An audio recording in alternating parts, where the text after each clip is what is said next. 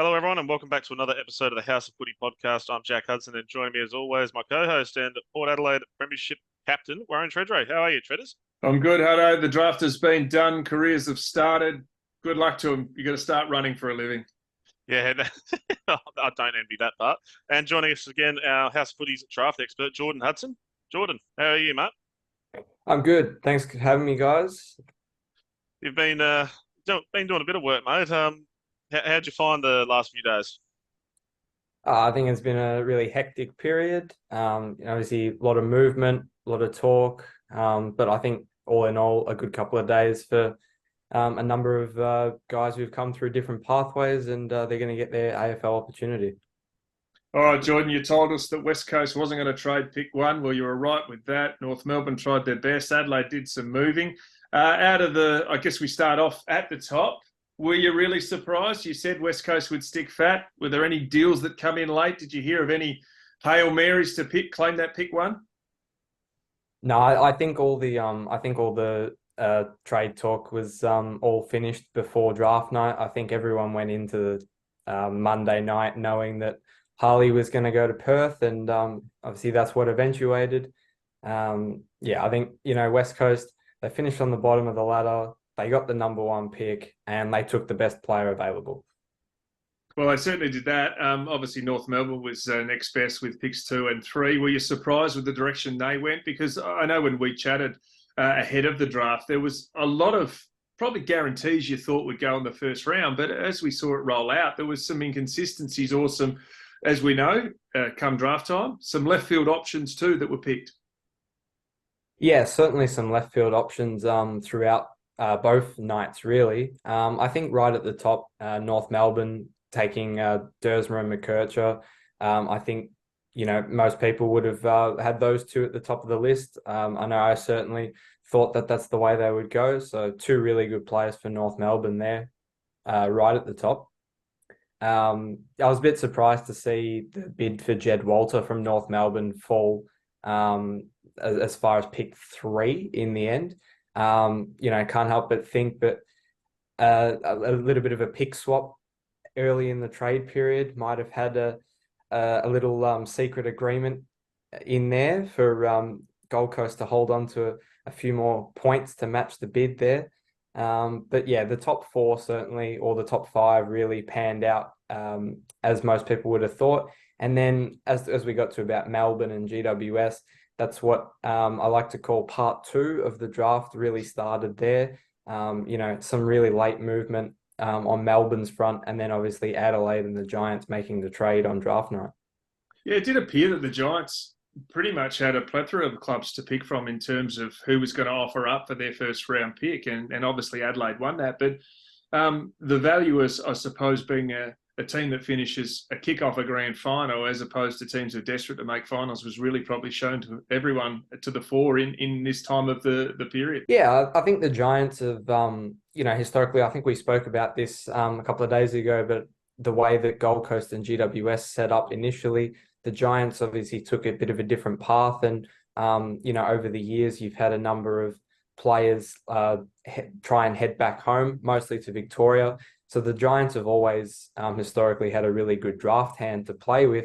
In this case, obviously, they had Jacob Hopper and Tim Taranto going out the door, and they really benefited from Richmond's slide down the ladder. So, as you said, to kick off a grand final, and they end up in this position. And yeah, there was certainly a number of clubs on the phones with them. I think the appeal of the Crows deal, which meant that they could still take 2 players on the night, I think that's what won them over in the end.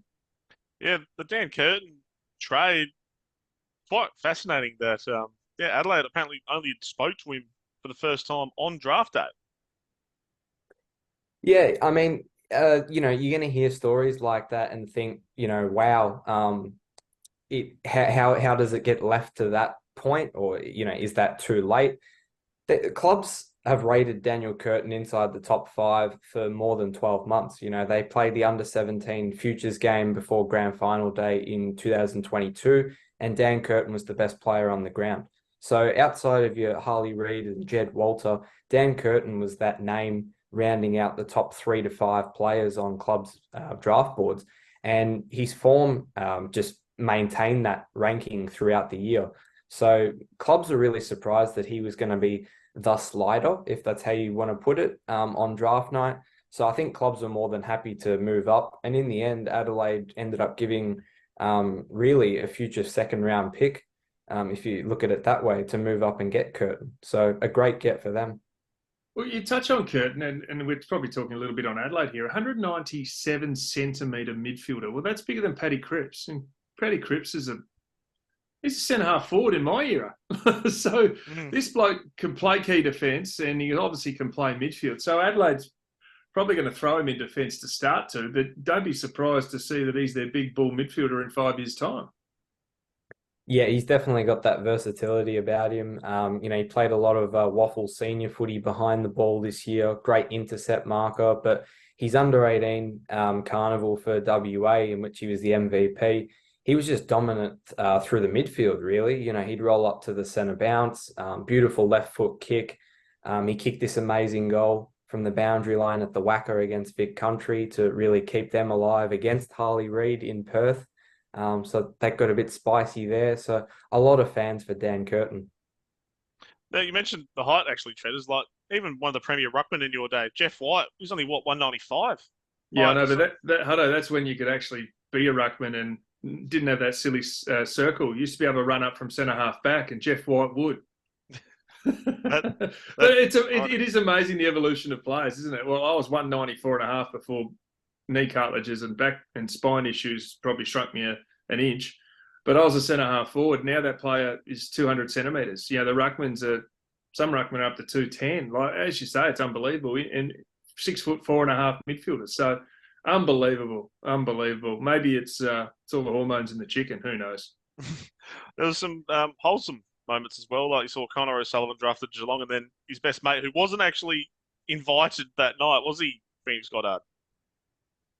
Yeah, it was a good night for the Murray Bushrangers. They had obviously Connor O'Sullivan there as someone who got invited, but he had both Phoenix Gothard and Oscar Ryan both get their names called out later in the draft who hadn't received invitations themselves. So a bit of fun seeing everybody pass on the Murray Bushrangers polo on draft night to go up and get their jumper presented. But I thought it was a great initiative from Andrew Dillon to introduce that this year. It was so good seeing family and friends, 20 people congratulating these draftees on the night. So I thought that was awesome. It really created that draft-like atmosphere that it's been built up to be in other sports or other codes across the world. And I think the interest in the AFL draft, it's certainly going to rival that if it hasn't already.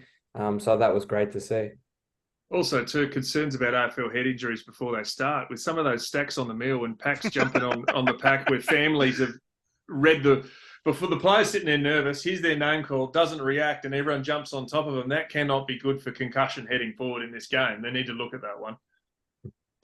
That's not bad by you, Treaders. That's not bad by you. Hey, speaking not bad, though, also, just quickly, Adrian Dodoro, last draft in charge of the Bombers, they went hard on Nate Caddy. I think he's, by what I'm hearing, is nephew of multiple premiership player at Richmond, Josh Caddy. Yeah, he certainly is. I think the Bombers, they really targeted Caddy from a long way out. He fits a need for them. He's a game-changing player. He's got that presence to play at centre half forward, being about 192, 193 centimetres. He's been dominant in the midfield. He's torn games apart for the Northern Knights throughout the year. So I think a really targeted one by Essendon. And as you said, Adrian Dodoro, well, he made two moves across the draft, really, where he identified a player he wanted. He moved up with the Cats to get Nate Caddy, and on the second night, he also traded back in to pick up Archie Roberts, who I thought was probably one of the biggest sliders on the night as well. So two really good pickups by the Bombers and two good bits of business by Adrian Dodoro. You mentioned slider. Ari Schoenmaker was probably the real big one. That was the shock slider. How did he go from a bloke touted to go early 20s to pick 62, like 2 picks after him? That was it. Yeah, I think we saw probably 4 or 5 sliders at the top of the list. I touched on Archie Roberts. Ollie Murphy was probably the biggest slider in my opinion. The Vic Metro MVP, 200 centimeters in defense, falling to Fremantle at 41. George Stevens eventually got to the Cats at 58 and Jack Delane to Fremantle at 60.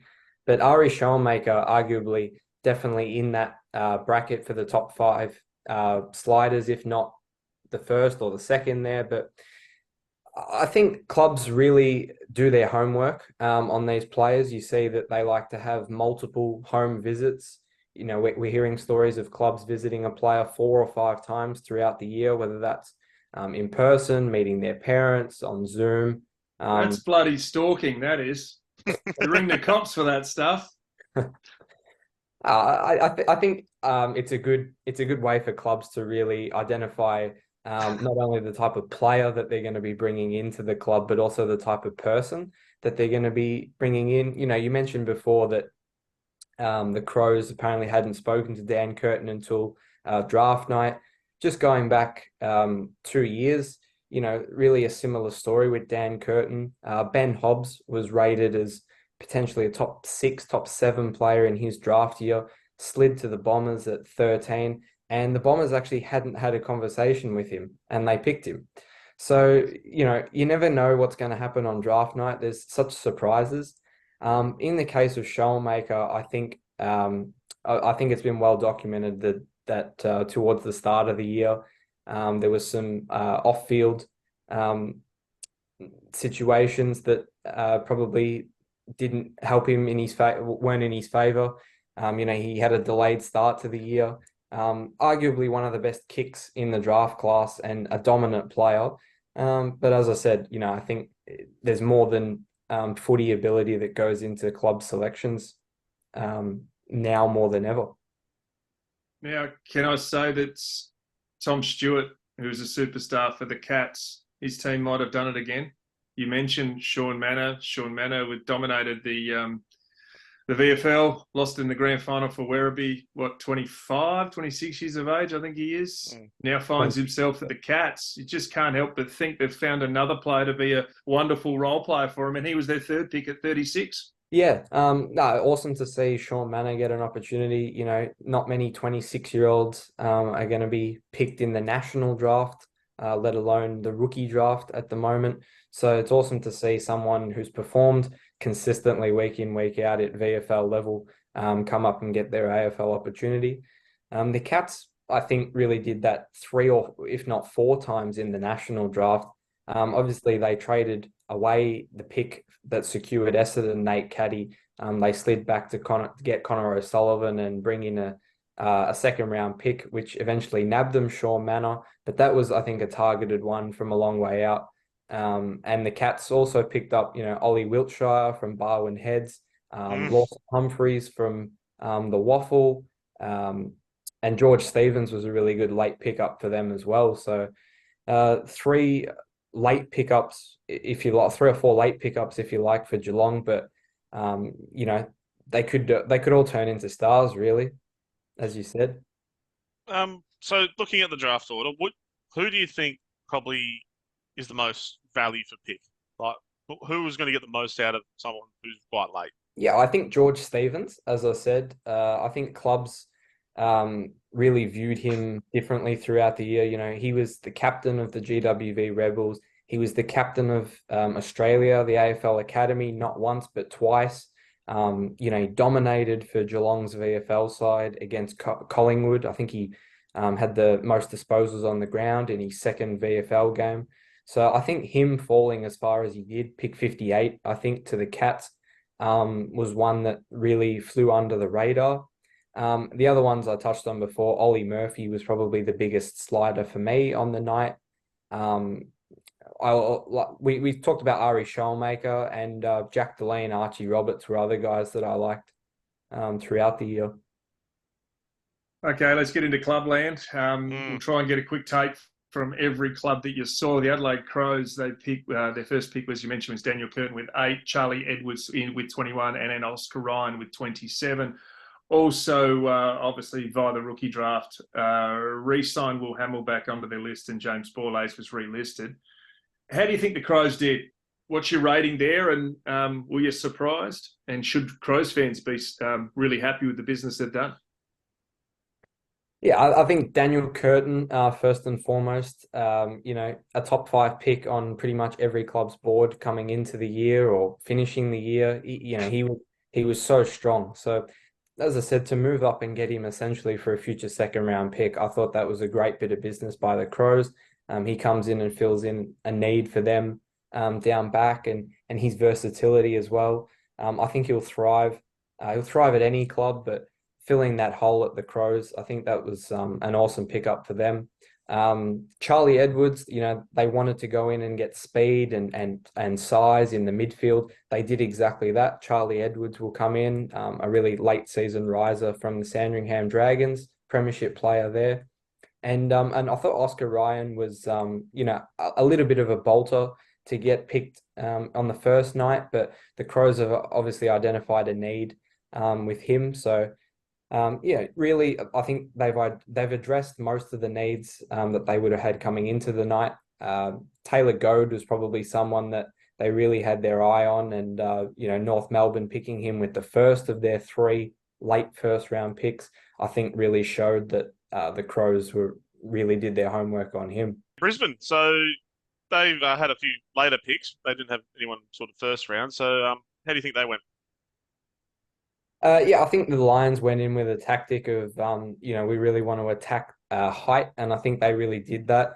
Their first 3 picks, all over 190 centimeters. Logan Morris and Luke Lloyd, both really dominant in the Coates Talent League this year. Zane Zakostelski was one of the biggest draft bolters. At pick 50, 51 in that range. He's probably picked a little bit later than people would have thought after the end to his season. So I think they really covered the ground in terms of their key position stocks. I think Reece Tarrant came in late. He had some really good form for Western Australia through the championships. So Brisbane have really gone tall this year. They had Brandon Ryan come through in the trade period as well, Tom Duday. So obviously they're going to have Levi Ashcroft come through next year after Will last year. So I think they're really well covered across the ground. They're not going to have too many list holes after coming off a grand final.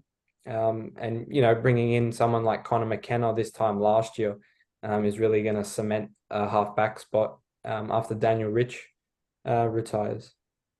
Well, we touch on Carlton now.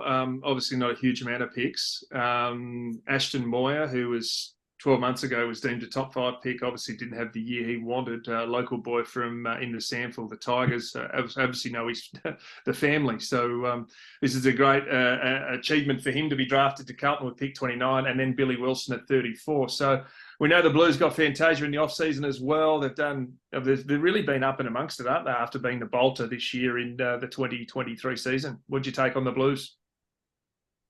Yeah, I think the Blues, I like the 2 players that they picked. Huge upside is what I thought for Carlton.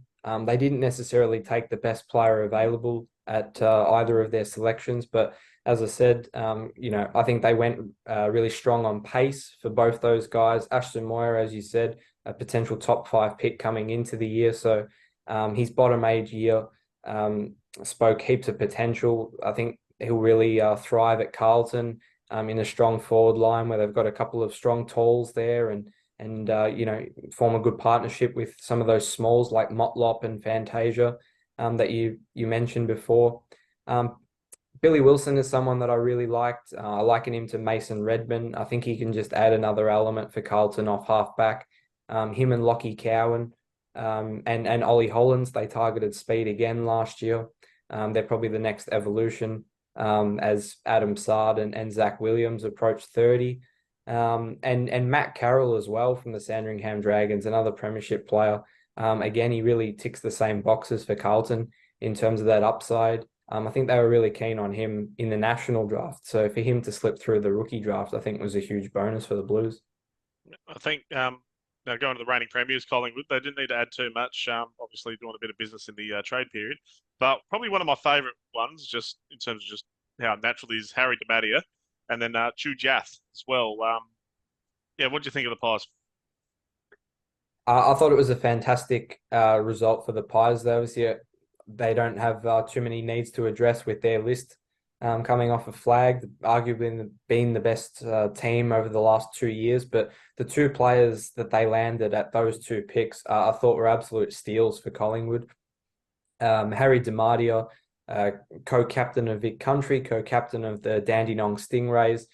He ran drinks for the Australian Test team on Boxing Day last year, a highly rated cricketer who's obviously gone down the path of footy now, but he's such a professional the way he goes about it. I think he's got a bit of Scott Pendlebury about him as well. I think he's going to really thrive at Collingwood. He's got Anzac Day medalist written all over him, really. Ooh. Hang on. Hang on. Gee We're writing whiz. that one down. We got Move big on. calls. Just written that down. Yeah, I think he's not someone who's really going to he's not going to dominate the stat sheet week in, week out, but his impact on games is it was hard to find someone at the top end who really turned the game on, like DiMartia out of half back or through the midfield. His leadership was phenomenal. I thought just watching him in person, especially for Victoria Country, is outstanding. And Chu Jath, really one of the biggest bolters in this year's draft class as well. Obviously, his brother is at the Hawks, and they were unable to match a bid for him. But he'll be another one that the Pies will be able to throw around in defence. Really versatile as well. Can play taller, can play smaller. Such an athletic guy as well. So, as I said, really good draft for the Pies. And for the team he's going to have to beat for that Anzac Day medal, we focus now onto the Bombers. We touched on that caddy with pick 10. Is it Luamon Luau at 39 and then Archie Roberts at 54? The Bombers went pretty hard again. Yeah, we spoke about the Bombers before. I think Adrian Dodoro, I think he had an outstanding off-season altogether. Obviously, they essentially turned Brandon Zerk-Thatcher, a fourth-round pick, into Xavier Dersma, a first-round pick under 23. Brought in those three free agents, spent the money that they had in Goldstein, Mackay, Gresham, and then they really targeted Nate Caddy as someone who was really going to add an element to their forward line. He's really going to help out Peter Wright, I think. So Bombers fans would be stoked that they were able to end up with Nate Caddy. Archie Roberts, one of the biggest sliders in this year's draft class. I think an absolute steal for the Bombers. Played in a Sandringham Dragons premiership. Played in a Haileybury premiership under club legend Matthew Lloyd. So I think he was a good referee for him there. Sandy Dragons teammate Vigo Vicentini comes to the club through the rookie draft. Could be a long-term ruck prospect for the Bombers. And Lumon the Wall, I think such a great story. You mentioned a wholesome story before. A person of immense character. I know the AFL is just doing a bit of a documentary about him at the moment called The Smoky. The first 2 episodes are out, just looking at his character coming out from Warrnambool. I think a great pickup from the Bombers adds another element of halfback for them. And the Dockers, you touched on 2 of their selections already, being Ollie Murphy and Jack Deline. Like, very happy with those, obviously being sliders. But tell us a bit about Cooper Simpson as well. Yeah, I think as I said with the first 2, they both fell fairly far, I thought. So awesome pickups for Fremantle after not really doing much on the first night or anything really on the first night. Simpson from the Dandenong Stingrays, I liken him a bit to Dion Prestia, the way he goes about it. He had a pretty good bottom age year, battled a few injury troubles along the way, and probably he's probably slid down a little bit on a few clubs' draft boards this year, but seeing him go as high as he did, clubs obviously rate the potential that they saw from him. So I think, another good midfield element for the Dockers. We touch on now the Cats. They can always pluck one. We talked about that a little bit before, but their second pick, they went with Mitchell Edwards, Sean Manor, who we touched on out of the VFL with pick 36, George Stevens 58, Oliver Whitshire 61, Lawson Humphreys 63. I got to smack Andrew Mackey for picking so many players and for me having to roll out so many off the tongue. But their main man was Connor Sullivan. Many have talked about how versatile he is, high potential, had a remarkable 12 months. Was this a surprise, this pick, or just pretty much what you expected? No, I think with obviously they made the trade with the Bombers, but I think the Cats really just had to weigh up after Dan Curtin was off the board. It was either going to be Caddy or O'Sullivan, I thought.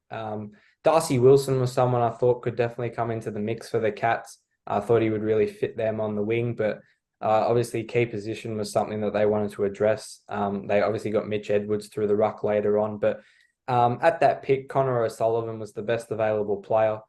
He was one of my favourite players to watch this year for the Allies.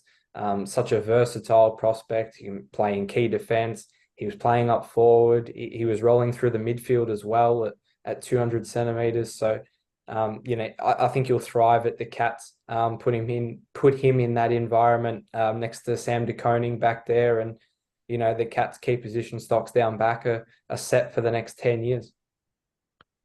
Well, the Academy boys, the Gold Coast Suns, Walter, Reid, Rogers, Graham, and then they took a few boys in the rookie draft. Sam Claheisi he was Werribee as well, Will Rowlands, and then Jack Marnie, who was at North Melbourne. So Suns busy, but they're looking actually quite impressive, and I think Jim has got a few Christmas presents to open, and he's going to be very excited next year. Yeah, I like the way you put it there with the Christmas presents. But obviously the Gold Coast Suns, they're going to be on the rise this year. They've got the new coach, and it's there's going to be a lot of talk about how has the academy system unfolded this year, and is it fair? Is it equitable? At the end of the day, the Gold Coast Suns actually walked away with 6 academy graduates this offseason. The 4 that you mentioned coming on the first night, Jed Walter. One of the most exciting players to watch this year. He's going to absolutely dominate at AFL level. If the Suns can lock up Ben King, watch out, key defenders, when you come up against the Gold Coast Suns. Ethan Reid was the unicorn, they call him, 200 centimetres, but his 2K time trial was outstanding. I think he'll start in defence for the Suns. Obviously, they've got Jared Witts and Ned Moyle coming through, one of the best ruckmen in the VFL. Jake Rogers and Will Graham probably both flew a bit under the radar this year, but both first-round picks at the end of the day. Jake Rogers was probably the best player on the ground for the AFL Academy against Carlton at Marvel Stadium this year. His midfield clearance work was just phenomenal, the breakaway speed from the centre bounce. And then, as I said, the 2 in the rookie draft, Will Rowlands and Sam Claheisi, both Gold Coast Academy boys. Claheisi, he's gone through a number of pathways. He's been through the Calder Cannons, Coburg VFL, Sydney Swans VFL, and then the Fothergill Round Mitchell medalist for Werribee this year as the rising star in the VFL. So great to see him get an opportunity as well at 20 years of age. Yeah, Jordan, you touch on it, mate. To me, this smells like the cost of living issues from the early to the mid 2000s. That the northern teams or the rugby league state teams had the win. Brisbane Lions won many premierships with extra $500,000 their salary cap. Sydney also got a heap too, but now it looks like the academies is the issue. And I can tell you from inside some AFL clubs, and it's not just Melbourne-based clubs, it's Adelaide-based clubs, Perth-based clubs. This is a massive concern because, as you say, you follow this all year round. They're 4 first-round picks, effectively, that have just walked into their club with just giving up picks. It'd be a pretty good effort. No one else in the comp's getting 4 first-round picks in their first round, are they? No, it's certainly a generational draft class for the Suns. It's probably outside of their very first draft. It's probably the most important draft that they've had in their history. Maybe the Matt Rao, Noah Anderson one potentially rivals it. But to welcome 4 first-round picks to the club of that caliber, the caliber especially of key position players at either end of the ground in Walter and Reid, it's something special for the Suns. As you said, the academy system, I think the AFL is really going to have a look at it across the year. And as you said, not just Victorian clubs. The Bombers picked up Lamont Lual, one pick before the Doggies would have been able to match a bid on him. To Jath, to Collingwood instead of Hawthorn. We saw a couple of other ones. Lance Collard headed to the Saints. You saw West Coast list manager Rowan O'Brien talk a little bit about that one and how the rules might want to change there. So there are a number of top end prospects coming through next year who are tied to academies as well. The Eagles have also got Malachi Champion. The Bombers have got Isaac Kako, just to name a couple. Leo Lombard, a 16-year-old VFL Premiership player for the Suns. He'll be another one next year. So, the AFL has got a bit to think about. As you said, the northern clubs, the Sydney Swans have historically done really, really well through there. They got Caden Cleary on the first night this year. Mills, Heaney, Blakey, Braden Campbell, Goulden, the list goes on for the Swans. They've done a phenomenal job. And as has Brisbane, as you touched on in that earlier part. But I think something that the AFL or other clubs might have to weigh up is the Giants and Gold Coast, although we want a fair and equitable competition nationally, I think the fact that they don't have access to father-sons because they're so new to the competition, I think they need the academies to not to survive, but to really thrive and feel like they're producing local talent like all the other teams. Every club is going to invest in kids from such a young age. So, to know that you're going to put in hard work and develop these guys and then not be able to have priority access to them is something that the AFL and clubs I think are really going to talk about throughout the year. Yeah, who knows? Hey, we might bring back the 17-year-old rule where bottom age under 18 player, if you're in South Australia, for example, or Western Australia, it cuts in half. So it actually enforces the local clubs to spend extra time developing because there may not be father-sons coming through their system. But we flick along now to Greater Western Sydney. We saw how well they did with Adam Kingsley this year. Phoenix, Gothard, James Leake, Joseph Fonte and Harvey Thomas, who was an academy. The Giants have just topped up nicely again, as you said. Their mantra is they lose an early pick and someone picks them off and takes them back to a home state of Victoria, New South Wales, South Australia, whatever it is. Then they just replenish via the draft with top end talent. Yeah, they've done such an awesome job with doing that year in, year out, really. And you think that they've got a really strong core to work with. Obviously, a kick-off a grand final, as you said before. But I think the Giants, they went in with probably 2 or 3 players right at the top of their draft board, and they came away with exactly those players that they identified. So parting with Daniel Curtin, they had arguably the biggest pick across the draft after all that talk about West Coast and Harley Reid had sort of been put to bed. So live on draft night, the Giants had the biggest call to make, the Curtin call. And at the end of the day, they got the players that they wanted. I thought James Leake was going to go first. Phoenix Gothard, a bit of a bolter, if you like, but a local boy for them as well. So they got the guys they wanted on night one and banked a future second round pick in the process. Harvey Thomas, so impressive for the Oakley Chargers and played an important role for the Allies this year as well. So another academy boy that they have come through and just add to that list. The Hawks probably had the most feel-good story of the night, obviously with Cole Shadir, the son of the late Paul Deer, going at 56. So picked up Birdie Ryan, another father-son with Will McCabe as well, and serial pest, as he likes to call himself, Nick Watson. So that is going to be a frightening forward line with him and Ginnivan. They're going to be headaches for opposition. Yeah, a really job well done by the Hawks. They were really familiar with Watson. They had him for AFL Academy placement coming through the Eastern Ranges. He was the leading goal kicker at the Under-18 National Carnival this year with Vic Metro. Kicked 5 goals in a half down at Moorabbin for one of those games. The 2 father-sons coming in for the Hawks. Well, I just think the father-son rule is it's fabulous for our game. you don't really see it anywhere else in the world. So we can talk all we like about academy boys and father sons, but I think that's what makes the AFL so unique. And there's just something special about seeing um, a young boy come through and play for his father's club. It's awesome to see. So Will McCabe, Cal Tredrea, they're going to follow in their dad's footsteps. And Bodie Ryan was another really good pickup, I thought, for the Hawks as well. I think that would have been targeted. He probably flew under the radar a little bit this year. Cousin of Collingwood's Jacob Ryan, who got picked up last year in the second round. But, he really made a name for himself for South Australia at the national championships. Harley Reid had kicked 3 goals in about 3 minutes for Vic Country. And, he floated through the midfield and full forward. But when he was up forward, Bodie Ryan eventually got the job on him, and he really nullified his impact up forward for the rest of the game.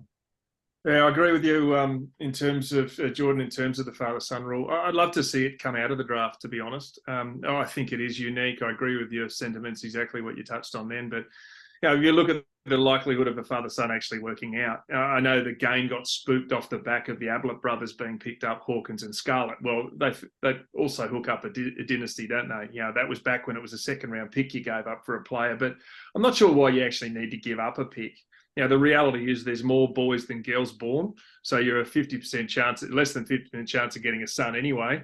And then the likelihood now with all the distractions in life with computer games and the whole lot, how many people actually are going to play footy, right? No, serious here, Jack. And then also too, who's good enough to be, as we said, in the top 60 picks in the country? So I'd love to see a day where father sons just get listed as a list spot before the draft. And I know that takes away some of the romance of it, but the reality is I think it adds to the romance of a club because, Brett Ebert, my mate, Russell Ebert's son, Port Adelaide legend, Australian Football Hall of Fame legend, who's no longer with us, was actually one that got through and wasn't eligible. How's that? His dad plays 390 games but wasn't eligible under the current rules. Bryce Gibbs probably should have been a Crow. Why are we in a situation where they just don't list with their old club? I think there's a human element, as you say. There's something sentimental about it all. And I'd love for the AFL to go, you know what, if you're good enough to have a father-son or a father-daughter or a mother-daughter or mother-son rule going forward with AFLW, you should just be listed. And I reckon that just adds. The fans love that stuff. And I think the more things we can do for the fans, the better. But if you're a Melbourne fan, hey, are they happy because they got Caleb Windsor and then also Colton Thornstrup with pick 13? Geez, these names are getting tougher. You need to see this kid, Treaders. He's a different cat. You'd enjoy it. Well, they're all different cats these days, aren't they? Yeah, I think Colton's definitely someone that stood out. Nickname was the Colt hero potentially for the Demons going forward, but just rocking the high vision shades as well. The hair that he had.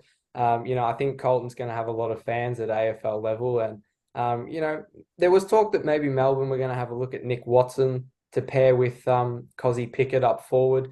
They've got a bit of like for like similarities, but I think Colton Tholstrup and Keziah Pickett, that's a lethal duo as well for Melbourne. They'll both play their role to perfection, I think, and help Melbourne go up the ladder, hopefully back to the success that they had in Perth a couple of years ago. Caleb Windsor, really late season rise. I really enjoyed watching him play at the national championships. I thought his delivery by foot inside 50 was one of the best I've seen, definitely this year. So that really stood out to me. There was talk closer to the draft that he was going to end up being inside the top 10. So I think a lot of people got their head around that. But it was a bit of a surprise, I must admit, to see him. If you would have told me maybe June, July after the championships that Caleb Windsor was going to be in the top 10.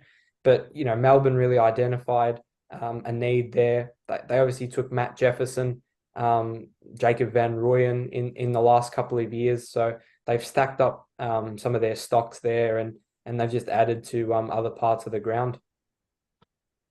The Kangas, they just went early and just smashed it. Obviously, they have just put in different pieces from every different position. So Colby McKercher, Zane Dersma, Taylor Goad, which they snatched from under the Crows' nose, Will Dawson and Riley Hardiman, as well as Finbar Maley in the rookie draft. So not too bad from the Roos. Not too bad, but as you said, 5 first-round picks definitely helps from the NFL there. So, Ben Mackay leaves and they get access to pick 3. So they come in and get 2 fabulous players in Colby McKercher and Zane Dersma. So those 2 are really going to thrive. They're just going to, put them in with Sheasel and Wardlaw. North Melbourne are really going to be on the rise with this young core for years to come. I thought Will Dawson as well, a bit of a bolter, was linked to North Melbourne for quite a while, but the lack of key position depth in this draft, I think North Melbourne just really targeted him. As you said, with Taylor Goad, I think the Roos would have had a look at Will Green had he got past the Swans, but a ruckman to tap to all these talented midfielders that they brought through in the draft in the last couple of years. Riley Hardiman, a guy I really, really liked, captain of Western Australia, rebounding defender, left footer off half back. He'll be another great pickup for them. And then Finbar Maley coming through the rookie draft as well. So that they just really addressed their tall stocks after taking the 2 stars in the first round. So a really even draft for North Melbourne. I think they covered the ground quite well. Well, we talk about Port Adelaide, entered the draft with 1 pick. That moved from the 70s into pick 48, but then also traded a future pick for pick 52 and 57. So I'll have a crack at this name, boys. Thomas Anastasopoulos. Anastasopoulos. So you put it in the break there. I didn't know it was Anastopoulos. Geez, you wouldn't want to call that one in a close game, would you? Tough name. Small forward, and then we got Lachlan Charleston and also Will Arend. So Port Adelaide pulled a little one out of the hat in terms of getting some talent in now, as opposed to what we thought they'd be waiting for 24. Yeah, so obviously they pushed Essendon quite late in the trade period. They wanted something back for Xavier Dersma, and they got two picks coming back from the Bombers, and that turned into 2 players on draft night. So they had a couple of list spots to fill, and they obviously targeted. They thought a need was small forward, Port Adelaide. I was actually really surprised that the Power didn't have a look at Jack Delaney, who went through to Fremantle. Jack Delaney was one of my absolute favourite players to watch this year. Forward from South Australia, really lit up the national championships carnival, and trading back in to take 2 small forwards, and neither of which was Delaney. I must admit that was a bit of a surprise to see that happen, but Anastasopoulos was really good in the Vic Metro, Vic Country game, and he had a good Coates Talent League campaign for the Geelong Falcons. Lockie Charleston kicked 7 goals in a game that probably put his name right in draft contention. And Will Lorenz was one of my favourite players to watch last year, actually. I thought he had a really good campaign for the Oakley Chargers as the bottom major in a really strong side. Sort of got pushed out of the midfield a little bit this year and played a bit of a different role for Vic Metro at the Carnival, but a nice midfielder with a mix of inside and outside traits for Port Adelaide to work with there. The Tiggies probably took a player that Port might have had their eye on. Kane McAuliffe went to pick 40, and Liam Fawcett as well. It looks sort of like that replacement for Jack Rewalt long-term potentially. So what do you think of how Richmond went? Yeah, 2 South Australian boys coming through to the Tigers. I think they really would have had their eye on Archer Reid, Logan Morris, particularly at the top of the order. But those 2 boys went the first 2 picks of the night. So Richmond sort of had to turn to plan B. And Kane McAuliffe, was really good for the AFL Academy. Yeah, he had some good flashes at times for South Australia. He'll add another element to their midfield group, left footer as well. And Liam Fawcett had a good start to the season at Sample 18s level. I think was someone who was always going to be on the radar for AFL clubs, and good to see him get his opportunity. through the national draft. Moved to the Saints and Ross Lyon, Stephen Silvani as the first, trade and draft period under his guidance. The pick 18 went with Darcy Wilson, pick 28 with Lance Collard, Angus Hastie, Hugo Garcia with pick 50, and Ari Shawmaker with 62. But the one was a big surprise was in the last 24 hours with the pre-season draft, picking up former Port Adelaide wingman/halfback flanker Riley Byer. Looks like they've gone for desperate, or I suppose for needs for now, but needs for the future as well. Yeah, so as you say, probably 6 or 7 players coming in for St Kilda there, and probably all except Showmaker. One of their biggest attributes is probably speed. So I think that was really identified by Ross Lyon. That was on his wish list coming into the draft and trade period. They brought in Liam Henry as well. So look for the Saints to be a bit quicker next year with their ball movement. Darcy Wilson, I think, will slot in on the wing quite nicely opposite Henry. Obviously, Schoenmaker was a really good pickup late. His footballing ability, there's not too many questions there. He was outstanding for the Allies. A late pickup for them that they can sort of hope to get the best out of. Good story for Hugo Garcia coming out of the Calder Cannons. Had a really good start to the year as a forward and then made a name for himself through the midfield as well. So good to see him get an opportunity. But yeah, as I said, the Saints are going to get much quicker next year. So I think that'll really suit the way that they play at Marvel Stadium. And they've obviously requested to play a couple of extra games at the MCG. Angus Hastie coming off halfback, Lance Collard up forward. These guys, they're all going to fit right into the Saints as they sort of have their transition from a couple of aging guys into the next wave. Swannies, so picked up Will Green, Caden Cleary, and Patrick Snell, as well as father-son Indy Kirk from the academy, son of Brett Kirk. But they're the unsociable Swans again come draft. They matched bids across the board, didn't they? Yeah, Bidney as they're been referred to in the last 12 months. But Kinnear Beatson, I think he's now made 8 bids at the national draft, and they've all 8 have been unsuccessful at this point. But he had a go at Max Michelini last year, and obviously called out a couple again this week. So the Swans. Not to say that they're just going to bid on players to keep other clubs honest, which I think does happen a little bit, but you're not going to bid on a player unless you really want the player at your club. So, they were areas of need for the Swans. Obviously, they went with the Ruckman. Green will have a couple of years to develop with Brodie Grundy coming in. Caden Cleary went through the Swans Academy before. They've done an outstanding job over the years, so he'll just add another element there. Caden Cleary was, he was a pivotal part of the Allies on-ball setup. Obviously guys like McKercher and Riley Sanders are going to get spoken about, but, some of the little things that Caden Cleary did, I think really went under the radar this year. So awesome pickup for the Swans. He's such a Bloods player that's going to fit into their culture, and they've had their eye on him for close to 10 years, I think. So a lot of work done for him. And Indy Kirk, I thought great to see him get an opportunity. Liked his year last year, and he was probably one of the best players in the Coates Talent League pre-championships this year. So another awesome one to see get an opportunity at AFL level.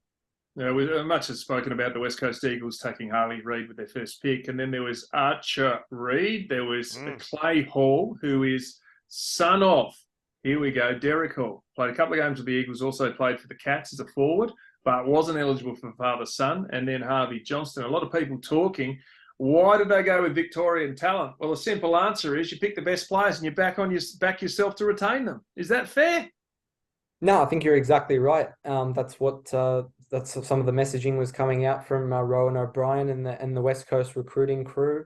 But yeah, they just picked the best player available. They obviously had a couple of needs that they wanted to address there, but all in all, Reid and Hall, I expect to play a lot of senior footy next year. Archer Reid, put him next to Oscar Allen, and hopefully they get their key forward duo for years to come. And Harvey Johnston, a really nice kick from the Sandringham Dragons, so I think he'll slot in nicely as well for the Eagles. The Doggies, last one. So Riley Sanders went 6. They brought in a father-son, which Sydney bid on, Jordan Croft. Joel Frazier with 45, Lachlan Smith with 47, and Aidan O'Driscoll with 55. So 5 picks for the Doggies. How'd you see their night? I think Riley Sanders, he was in that top echelon of players this year, so another awesome pickup for the club. I think he'll come in and really fill that hole that Josh Dunkley left when he moved to Brisbane. So a great on-baller for the Doggies to play with there. Obviously, we talk about father-sons, but the Dogs have now stacked up on key position players in the first round the last couple of years. They've got Sam Darcy, Jamari Ugle-Hagan, Jed Bustlinger, now Jordan Croft. So, height-wise, they just locked up Aaron Norton as well. So they're really set in that area. And then I think something that the Dogs really wanted to address, I think, was some outside speed. And I think they really did that with Joel Frazier and Aidan O'Driscoll. Aidan O'Driscoll, one of the best runners in this year's crop, and Frazier as well, 191 centimetres on the wing.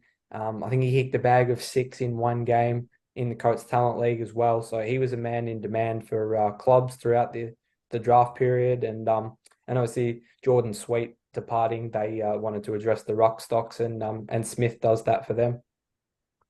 Well, you've done an outstanding job, mate. It's been a hell of a year, and I think you're already working on looking at 2024, I believe. Is that right? Yep. So tomorrow, the 24th, the top 24 in 2024 will be out on House of Footy on Friday. Take your spell, son. Like the recruiters, hit the piss, go on a bender. This is their Mad Monday. Make sure you don't fire too many bullets too early. But brilliant job. And as they say in the draft, we got some players we didn't expect to be there, and we're very, very happy. Yeah, absolutely. Some awesome gems sliding through, and I think clubs are going to be really happy with their hauls. Obviously, it'll be another 5 or 6 years until we know and we can rate how good the hauls really are. But exciting to see more than 70 players across the 3 days get their opportunity at AFL level. And you heard it here first on House of Footy. The 2024 NAB, well, I don't know if they're still sponsoring it, Rising Star will be Harley Reid. Oh, yes. Heard it here first. Load up, ladies and gents. Gamble responsibly. Nicely done, Treaders. Jordan, thank you for joining us once again. Treaders, I'll see you next week. We got Dub Grand Final coming up, and then it's all about the off-season once again. So we'll see you all next week, and thanks for joining us. Awesome. Thank you very much. Appreciate it, guys.